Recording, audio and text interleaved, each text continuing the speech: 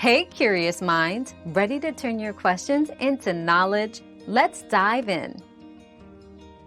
Yes, you can transfer characters between Blizzard accounts, but there are strict conditions. Both accounts must be registered under the same name, and you may need to provide identification to verify ownership of both accounts. The process is initiated through the Battle.net account management page.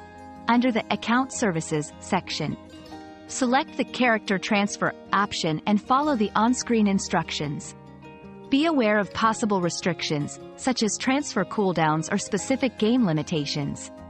It's advisable to check Blizzard's official support documentation for the most current details. We've quenched today's curiosity, but there's always more to learn. Keep the curiosity alive by subscribing and joining us for our next adventure.